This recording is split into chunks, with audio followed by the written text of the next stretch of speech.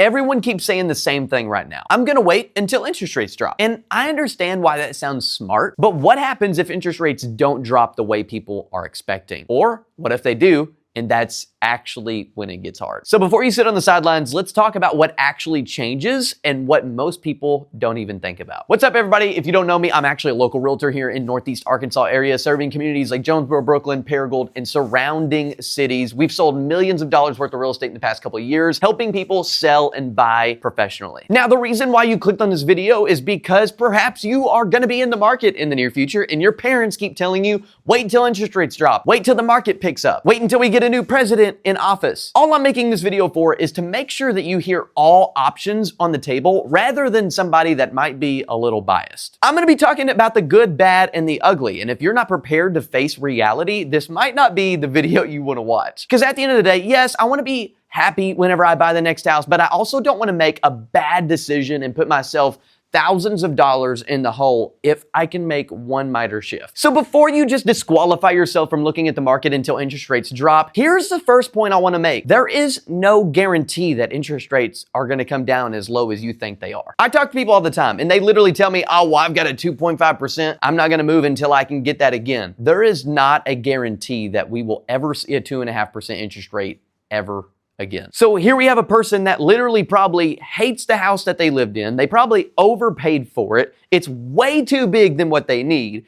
And now their expectation is, I'm not moving until I get this same interest rate. They could be there until Jesus comes back. They may not worry about it because they might have a really cheap payment because of the interest rate. Then why would you even want to move at that point? Why not just keep the house forever? Or potentially, why not buy the next property and maybe keep that as a rental and have great cash flow numbers? These are conversations that we have with people on a daily basis to help explore if it does make sense financially to move now or in the future. So back to what I was saying earlier, there's no guarantee that interest rates are going to come down to where people are expecting. They might, and they probably will at some point, but the market is in a constant cycle, but there's no promises that they drop to this imaginary number in our heads. And here's something people tend to forget about, and you probably see the loan officer posting about this on social media all the time, and it just goes way over our heads. But even today's rate historically is at an all-time low. You go ask your grandparents what interest rates were 25 years ago, and they will tell you today's not an issue. It's our context to what happened a couple years ago that makes today seem really bad. 2.5% interest rates were never meant to be normal. Were they fantastic? Sure. But my expectation and standard for reality cannot be set at a 2.5% interest rate forever. Welcome to real estate, where there's highs and there's lows. They feel high because we got used to really low rates for a couple years. But waiting on something that isn't guaranteed is not a strategy, it's hope. And hope is not an actual strategy when you're making a six-figure decision. Okay, so let's talk about what's actually happening in markets like ours right now. Because rates are higher, there are fewer buyers looking to jump into real estate. And because of that, houses are sitting longer than what they were in previous years. When homes sit on the market longer, something predictable happens. Sellers start adjusting. Between price reductions, concessions, repair credits,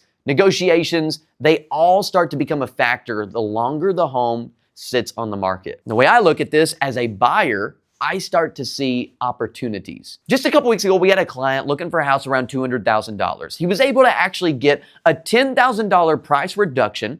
He also got the seller to pay $8,500 worth of his closing cost, and the seller actually ended up giving him a $6,000 allowance to go towards cosmetic stuff around the house. That's almost a $25,000 difference in today's market. Okay, sure, his interest rate wasn't 2.5%, but he got a major discount and major credits for his home because this market is where real leverage takes place. Because right now, serious buyers have a lot more room to negotiate because there was never enough room to do that previously. And the thing is, that window does not stay open forever. Okay, flip the script for just a second. Let's say rates just plummet tomorrow. What happens? Buyers who've been waiting jump back in. And let me tell you, just like you probably watching this video, you're waiting to buy until interest rates drop. Imagine how many hundreds, if not thousands of people are waiting to do the exact same thing. People who are hesitant suddenly feel confident. Competition increases. Homes no longer sit on the market for long periods of time. Now, instead of negotiating from strength, you're competing for position. And that environment moves really fast. Like very fast. You're not gonna have the same breathing room. The second the house hits on the market, you're gonna have to leave work to go take a look at it. Otherwise, by the time you get off work, it's already gonna be gone. All the wiggle room for credits go out the window. You're gonna be responsible for your down payment and closing costs now. It starts to feel like the old Black Friday days. Y'all remember what that used to be like? Honestly, I think we should bring those back. And that pressure changes people's behavior. And here's where this gets interesting. Okay, let's pretend there's a home listed at $200,000 and you get $5,000 of a credit, $5,000 worth of closing costs, and then $10,000 discount on the price. You're looking at approximately $180,000. But now imagine that the interest rates dropped right now. Tomorrow, that same house that you're able to get for $180,000, you're gonna have to give over asking price, perhaps another $10,000 to $15,000 difference to even get an accepted offer on that property. That's a $30,000 difference. A possible $20,000 deduction today versus a $10,000 overpayment tomorrow. And every real estate investor, anybody that's ever made money in real estate, will tell you they never made money based on the interest rates. They always made money based on the purchase price of the property.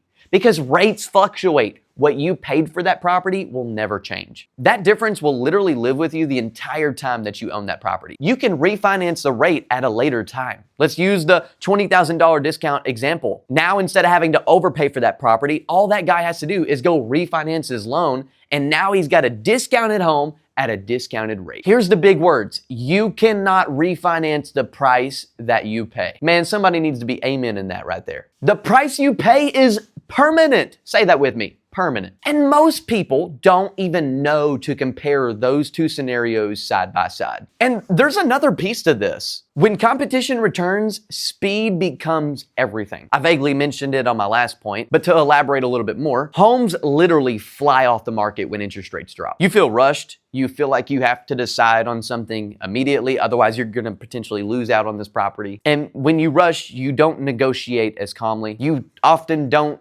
analyze it correctly. Sometimes you end up stretching rather financially or emotionally just to win the offer. And that's when buyers end up overpaying for a property that they're not actually in love with. Not because they are careless, but because the environment that they waited for put them in that predicament. Right now, in most cases, you can take your time.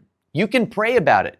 You can take a couple of days to figure out if this is exactly what you want to do. And that, to me at least, has value. And here's the piece that ties all of this together. If you buy now and let's say rates do drop like you expect they are, you can just refinance it later. That means you could potentially capture today's pricing advantage and tomorrow's rate improvement. But if you wait, prices climb while competition increases and you never get to rewind that purchase price. Again, this isn't predicting doom, it's just understanding trade-offs. So look, the better question isn't will rates drop? The better question is, if rates drop tomorrow, would you be comfortable paying more for the same house? If the answer is no, then waiting explicitly for the rates to drop is probably not the smartest lever. If today's payment doesn't comfortably fit your life, then yes, maybe waiting does make sense. But make that decision based on your numbers, not just the headlines. Okay, look, here's the conclusion of this video. There's not a universal answer or one size fit all for every buyer out there. You might actually really want to buy a house right now, but because you've not talked to a professional,